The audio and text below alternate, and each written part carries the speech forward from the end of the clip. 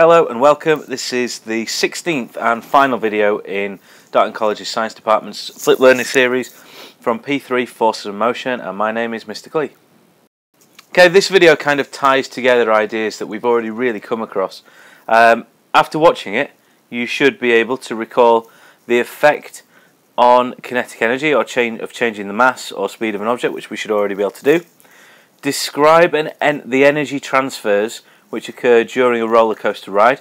That's to do with gravitational potential energy and kinetic energy, and back again.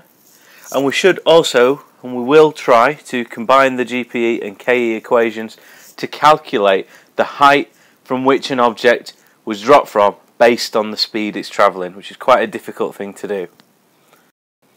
Firstly, a little bit of recap. You should recall that the amount of kinetic energy an object has is equal to half times by its mass times by its velocity squared. So in this situation here, where we've got two cars travelling the same speed, the heavier one has the larger amount of kinetic energy, and in this situation here, where we have two identical cars, the faster one has the larger amount of kinetic energy. The speed has a greater effect on kinetic energy because, as you'll see here, it's v squared in the equation, which means that doubling the speed multiplies the amount of kinetic energy by 4, whereas in this situation, because mass is not squared and there's no effect on it there, doubling the mass just doubles the kinetic energy.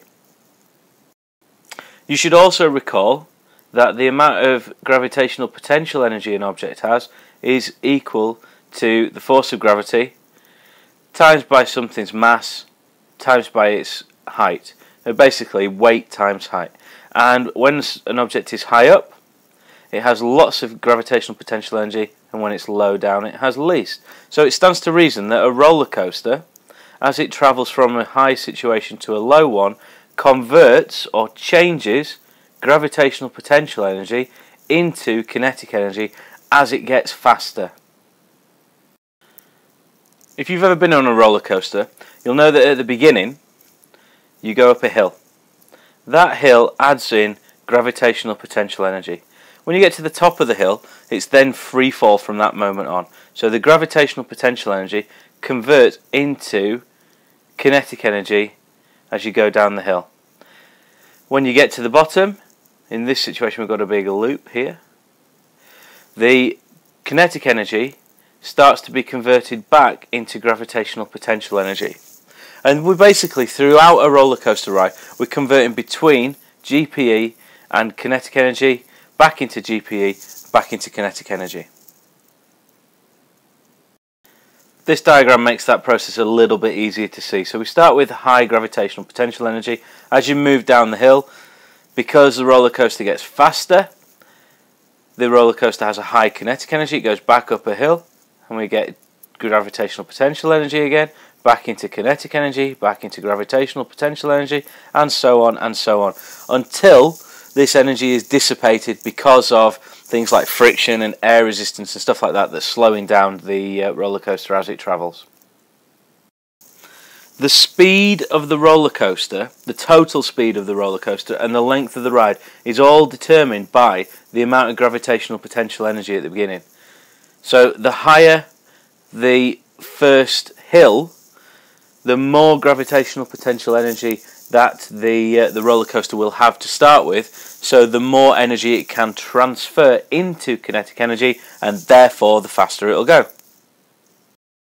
Right, here we are onto the mathsy bit. Now the problem that we've got here is that so far everything makes sense. You know, gravitational potential energy gets converted into kinetic energy, which means that your roller coaster goes faster, and that's absolutely fine, but we need to try and convert that into some usable mathematics. So we know already that the amount of gravitational potential energy is equal to the mass of an object times by gravity times by height, mgh. We also know that gravitational potential energy gets converted into kinetic energy. And we also know that the kinetic energy is equal to a half mv squared. So, if mgh equals GPE and half mv squared equals KE and GPE equals KE, then you can combine these three equations, leave out the GPE and KE bits, and just write it as mgh is equal to a half mv squared. A little bit of cancelling down, because we've got mass on both sides of that equation. Just get rid of it, and we'll just end up with the gravity times by height is equal to a half times by the velocity squared. Now you may think, why have I bothered doing that? Well, that basically enables me to work out, if I know the height for which you drop in an object, I can then therefore work out the speed that it's going to travel. And I can do the opposite.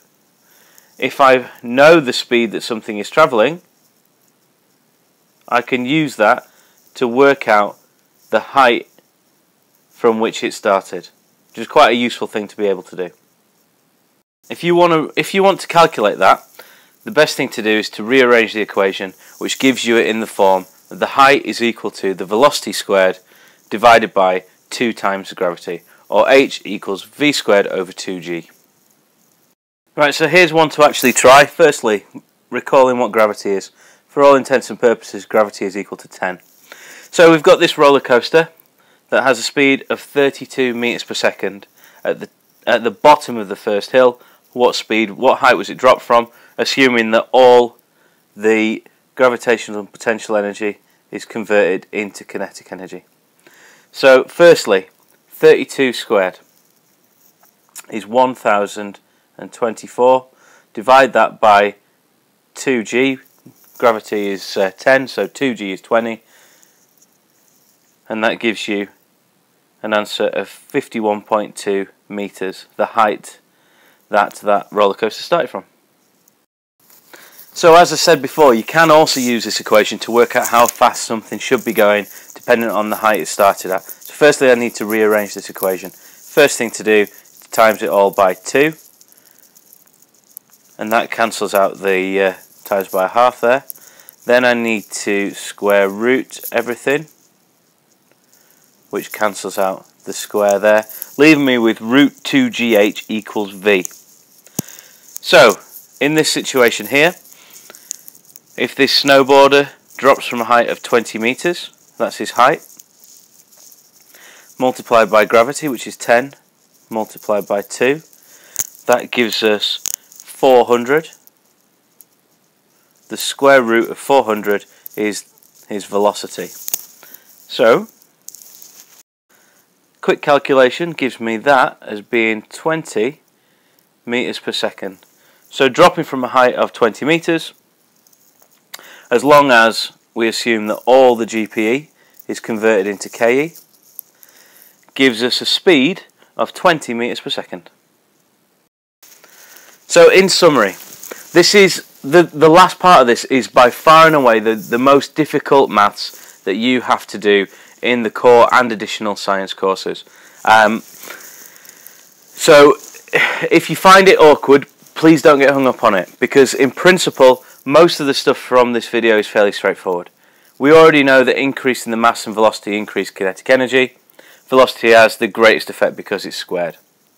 We also already know that GPE is converted into kinetic energy when something falls, and that during a roller coaster's journey it gets converted from GPE into kinetic energy and back again as the car goes up and down the hills. We also know that each hill is smaller than the last because some of that energy is wasted.